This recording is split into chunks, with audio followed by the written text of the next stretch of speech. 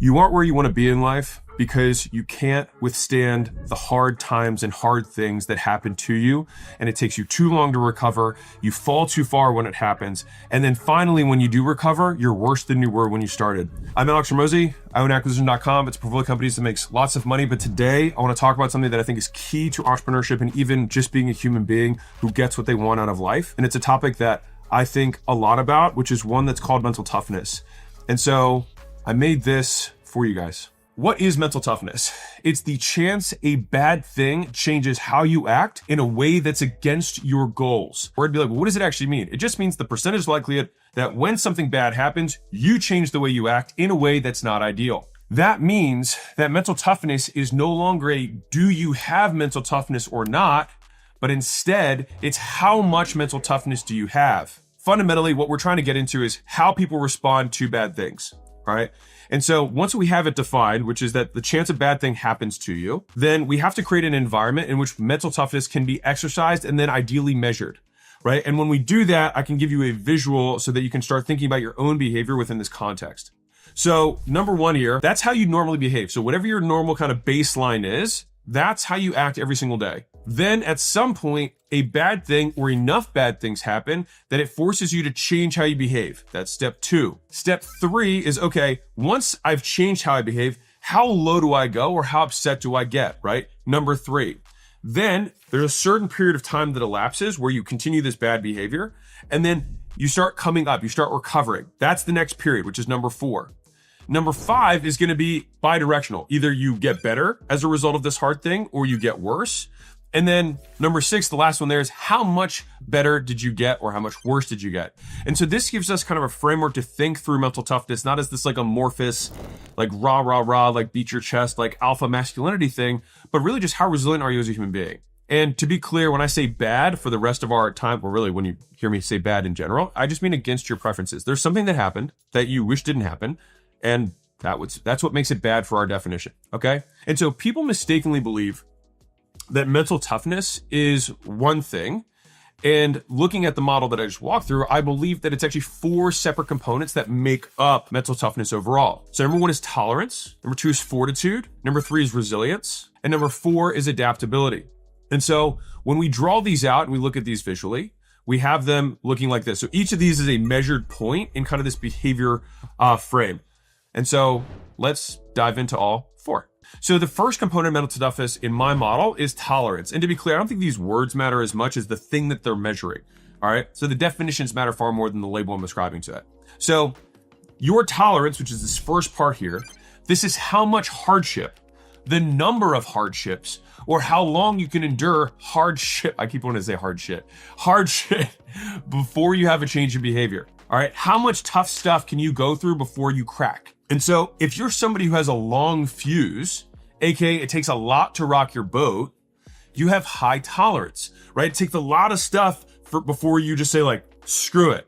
Short fuse, anything can set you off. And you demonstrate low tolerance in that situation compared to the first example. You guys pulling this in? So super long fuse, high tolerance, super short fuse, low tolerance.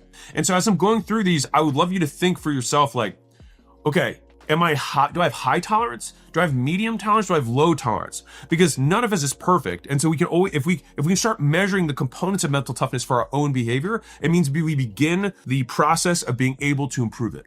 That's thing one. Okay. So, and I want to be very clear about this. Tolerance is not about ignoring pain, but about how long you maintain your intended behavior before disruption. As in, how long do you act normally before you stop acting normally? Now, the second element of our little model here is fortitude. All right, it's the intensity of behavior change once your tolerance threshold has been surpassed. Let me translate that. So it's how much you change how you act once you've had enough hard stuff that you snap. How low do you go? How upset do you get? Do you take a deep breath, walk outside for 5 minutes, and then you come back? Or do you quit your job, get divorced, and get into hard drugs, right? Look at the difference between these two things. So if you have low fortitude compared to the high fortitude example, you have a way steeper drop, a way larger change in behavior as a result. And the third is resilience. And this one's a really interesting one. And I want to, like, if there's one of these that I think is one of the most workable for many of you, and also probably the one that I would encourage you to work on the most if you don't have what you want in life, it would be this one. So after a change in behavior has occurred from a bad thing, how long it takes you to return to a new baseline. So once bad shit happens to you and you start acting out, how long does it take you to stop acting out? That's what resilience is. It's a measure of time. So do you bounce back in 5 minutes? You take a couple breaths, you walk outside, you come back in, you're good to go, right? If so, you have high resilience. Even if it's, now mind you, even if it's really steep, even if you like go crazy, but then you come back real fast, you still have high resilience. You might have low fortitude, but you have high resilience. You're back, all right? Or does it take you 5 years to bounce back? Compared to the 5-minute person, you have low resilience. Look how long it takes you to come back to normal. And so as you're thinking through this, I would encourage you, one, you can think about yourself, but also like, who are the people in your lives who are like, man, something throws so-and-so off and it's like they're in a funk for like months. That person is low resilience, right? If you have high resilience, what's interesting about it is that like, even if something completely rocks you, you can come back and it doesn't massively affect your life because you're like, I'm already back, I already recovered. The fourth of these, and this is the final component of mental toughness, is adaptability. So how your new baseline compares to your old baseline. As a result of this hard thing, are you better for it or are you worse for it? All right, so if you stabilize after a bad thing happens, which you will eventually, at a higher new baseline, then you have high adaptability. You let the hard times beat the strength into you, not out of you. If you stabilize to your former baseline after a bad thing happens, you have medium adaptability. So you're acting normally, bad thing happens, you come back and you're back to the way you were. You have medium adaptability. You didn't let it affect you. Fine, great. The last version of this is that you stabilize below your former baseline after a bad thing happens. And I'm going to talk about this for a minute because this is going to affect more than one of you and certainly somebody you know. If that happens to you, it means that you have low adaptability. It means the hard time beat the strength out of you. In this little visual here, you can kind of see the three versions of this. Either you adapt above, you got stronger from it, you stay the same as you were before, you didn't let it affect you, or you're permanently worse off as a result of the bad thing that happened. And so if the new baseline changes in either direction, positive or negative, then the experience traumatized you. And I want to use the actual definition of trauma here, is that you have a permanent change in behavior as a result of an aversive stimulus. And I'll translate that in a second, all right? So that means that you changed how you acted from something bad that happened to you. So just think about that. So whenever you hear people be like, she traumatized me, I would then respond, in what way did you change your behavior as a result of the bad thing? And if someone doesn't have an answer, it's like, no, she just did a bad thing. But guess what? You showed resilience, you showed fortitude, and you showed adaptability. So it didn't actually permanently change your behavior. Now I'm going to give you an example of trauma, bad thing, that creates a positive change in behavior. Is it still trauma? By my definition, yes. But was the trauma bad? Interesting. So let's dive in. So if the behavior change is positive, then it means you got better from a traumatic experience. That seems antithetical or against what most people would say about trauma. Trauma only makes you worse, right? It happens to you. You're a victim, right? What if it happens for you and you get better for it? If it's against your long-term goals, then you got worse from it and you had low adaptability. Now I want to be clear, both outcomes mean you were traumatized. You had a permanent change of behavior from a bad thing. You learned to do something different going forward. And so people who take my words out of context make it seem like I justify trauma when it couldn't be further from the truth. All right, I hope no one has bad things happen to them. But I see bad things happening against our preferences, as a fact of life. The only thing we have is our response to those bad things. And so at one extreme, you have someone who has maxed out stats of mental toughness, all 4, right? They are perfectly mentally tough. So how does this ideal person behave when something bad happens? They have huge tolerance, so almost nothing bothers them. If something does bother them, then their behavior change is so small, it's imperceptible, it's unnoticeable. No one can even notice that they're acting any different. And then they recover immediately because they have high resilience. So even that tiny imperceptible change, and then boom, they're back within a second.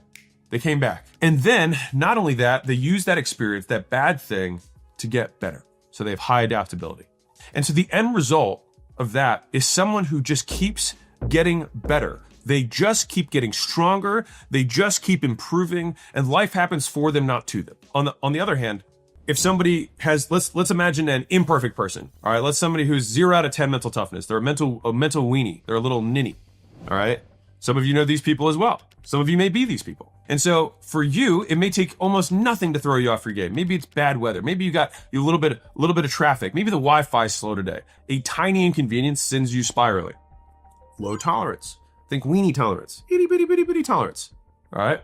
The next element of this mental weenie is that not only does it take almost nothing to throw them off their game, they drastically change their behavior. They go super deep. They massively change how they behave as a result of this tiny little thing. And then, and here's where it gets nasty, this is the third point of their mental ninniness, all right, is that once they've massively changed their behavior, they stay down for a long time. It takes them a super long time to restabilize their behavior. Like that tiny little Wi-Fi being so, that tiny little comment that someone said, forever, it just keeps bothering them, keep replaying in their head. They said this thing at this party and they think people laughed at them and they just keep replaying it, right? And not only that, when they finally stabilize, this is the fourth element, right? When they finally stabilize at this new lower baseline, they now are permanently worse as a result. And so, of course, people in the real world, like you and me, right? We sit somewhere between these two extremes, between maxed out stats and ninnyism. And so I see being able to describe the components of mental toughness as the first step to improving them in yourself and others. So just telling yourself or others to toughen up, for example, doesn't help anyone.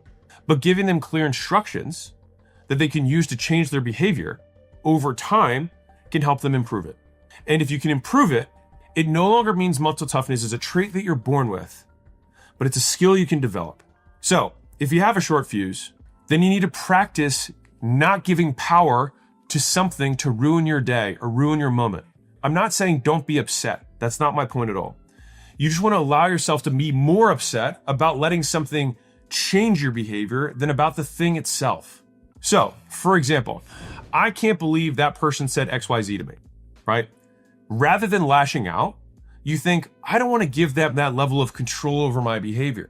I want to be bigger than the pain. Simply put, just continue to behave as normal despite the fact that something bad happened. And the only way you can do that is by first recognizing that you diverted from your normal behavior. You have to recognize, you know what? I got in a bad mood and I started acting differently, right? Now you can be in a bad mood, but if only you know and no one else knows, great job, right? You change your behavior. Like, okay, what would I normally say if I walk in the room when I'm not in a bad mood? Okay, well then why don't I say that even though I'm in a bad mood? And I think that the more you practice this, the faster you catch yourself from spinning out. You're like, okay, I just changed my behavior for against my goals. Okay, let me come back up, right? Like as soon as I can recognize it. And so on a personal note for me, I think that this one actually hurts the most, right? Trying to fix fortitude. Because I have to admit that I was too weak to control my behavior to begin with. I have to admit that my tolerance was not sufficiently strong to withstand whatever hardship I went through, that I did end up reaching past my max, my theoretical max of hard stuff that I was able to withstand, that I did change my behavior. But at least once you recognize it, right, you can give yourself the opportunity to demonstrate strength. And so in some ways, that's the silver lining.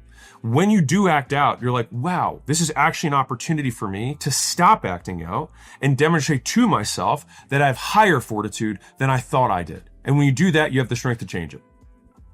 And so this action or this decision reverses the momentum of the bad decision, of the bad behavior that you did. And I say bad, again, against our preferences, against the goals you have, right? And it begins the ascent back to baseline. And so I want to be clear here. This does not invalidate your feelings. It simply breaks the direct link between how you feel and how you act. The goal is to return to baseline as fast as possible. And over time, you can act like normal, faster and faster, until eventually it's almost as if you were never upset to begin with. AKA, your behavior doesn't change at all. And on a personal note, this is one that I found one of the easier ones to improve. Once it's like, okay, I messed up, I've acted this way, how do I jetpack back to normal as fast as possible? So as soon as you hit your rock bottom, whatever that is for you, of this upset period, you reverse course, hardcore, full 180, full throttle forward, back to normal. All right? Because then you get to say, like, it only controls me as long as I allow it to control my behavior. If you realize that you are worse off than you were before the bad thing happened, we're getting into adaptability, then you have low adaptability, right? And now, how do we reverse this, the fourth component of mental toughness? Then you have to ask yourself, how can I let this bad thing serve me? In what universe would this bad thing occurring actually be the beginning of something better? And so no matter how bad it is, our moments of greatest growth typically come after our biggest upsets. I don't know about you guys, but for me, this has solely been true. Like, a lot of my greatest growth has come from like very, periods where, my fortitude was tested. I acted worse than I would like to. And then at that point, you come back to a baseline. But then you look back on the whole experience and you're like, how could this have served me? In what universe would this actually be in a story where the protagonist grows from this? So I love this. I think like I heard this first time on Joe Rogan, but I love the frame, which is that if you were to wake up, right, as the main character in a movie, and you know that that movie has a happy ending, and the character gets passed up for the promotion, doesn't get the girl, the person they cared about most dies, what would the character in the story do to move the plot along towards the happy ending? As soon as you recognize it, what would that character do? You do it. And to be clear, guilt means that you broke your own rules. And shame means you broke other people's rules. And those things are only useful as long as they get you to change your behavior for the better. You just simply feeling bad for the sake of feeling bad and not changing your behavior serves no one. So to be clear, I am not saying that you're supposed to numb yourself at all. I'm stating that you do not need to act out your feelings. In other words, just because you feel like shit doesn't mean you need to act like shit, treat other people like shit, or treat yourself like shit. I think separating our feelings from how we behave is a sign of maturity, which has almost nothing to do with how old you are, only how skilled. And that means that you can work on it. And if that's not a hopeful message, I don't know what is. So, hope you guys enjoyed that. I wrote that obviously in the lieu of my mom's death. And I wanted to better understand the feelings that I was going through and the behavior change as a result. And I was thinking to myself, like, okay, how can I use this to make me better? Right? How can I become better as a result of this? Like, no one wants to think, man, my parent died. How do I get better from this? Like, it feels like an almost uncomfortable thought. But if you think about your parent dying, your dog dying, or you getting broken up with, or whatever the bad thing that happened to you, right? Like, what other frame serves you? And do you think that that person that let you down would want you to be worse off? No. I know for me, for sure not, right? That person would want me to be better from it. They wouldn't want me to be permanently traumatized. They wouldn't want me to be permanently changing my behavior in a way that is antithetical to my goals, is against my goals, makes it less likely that I get what I want out of life. Why would they want that for me? Why would they want that for you? Right? And so I think one of the things that's very important for, like, that I also had to break, in thinking through this is that how long I mourn has nothing to do with how much I loved, period. If you get broken up with, if you're like, man, it takes half as long to get over somebody as you were in a relationship. You guys ever heard that before? Why can't I get broken up with today and be better immediately? Why not? Like, what stops me? What rule of physics prevents me from behaving in a certain way? And I want to be clear, there are biological things that can affect this. If you're low on sleep, if you haven't eaten, but like on the flip side, it's like if you slept really well, you have a full stomach, like you are more resilient. All of your mental toughness stats will go up when you are biologically in a better situation. I only say that because they've measured this. People are less tolerant when they haven't slept. They're less tolerant when they haven't eaten, right? And so I don't want to say that these things happen in a vacuum. Absolutely not. But when the bad thing happens, typically you don't expect them, and you have to deal with the cards you're dealt, right? We have to take it within the fact that maybe we didn't sleep that much the night before, or we haven't eaten in 6 hours. We still have that moment, and Viktor Frankl talks about this in Man's Search for Meaning. He said there's this gap, this moment between stimulus and reaction where we have a choice. We get to act how we want to behave. And I think that is where we get to live out our ideals. And I think if there's anything that's eternal about the human life, it's about the values that we choose to live by. And as someone who recently wrote a eulogy about this, I find it interesting when I think about what things we use to describe other human beings at the end of their life to summarize everything that happened. And what's very interesting to me is that the accomplishments that the person goes through is about 1 to 2 sentences. No one cares. No one cares if you were the richest man in Babylon. No one cares if you built a bunch of skyscrapers. No one cares if you invented some new social media app. And what I did find that was interesting is that there was 2 things that persistently come up as the things that people talk about, which is number 1, service. What do they do for other people? And number 2, character. which I see character fundamentally as skills, but skills in behavior on how we treat ourselves and others, which you could maybe just say are also service, right? But it's how did they behave and what did they do as a result of this idealistic behavior? In thinking and unpacking all of this stuff while I was going through it, it was super elucidating. It was illuminating for me. It helped me understand it better. I write to understand. Trying to take what you have in your head and write it out will show you how many gaps you have in your thinking. It forces you to learn because there's no hiding from the words on a paper. This was super, super valuable. I told Layla, I sent her the thing that I wrote about this, and she was like, I think you might have a non-business book in you.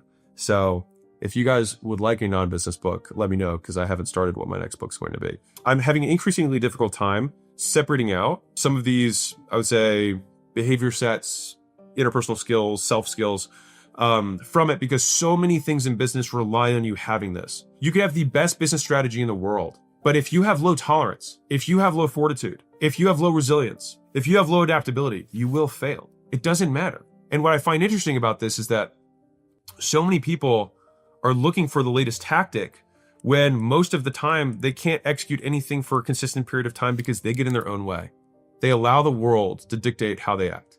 I think that there's a certain amount of inner strength that you experience, or this feeling, maybe peace if you want to call it that, where you're like, I know I'm in a bad mood right now. I know bad things have happened to me, but I'm still going to behave as though this person deserves my respect. They deserve my love. They deserve my appreciation. They deserve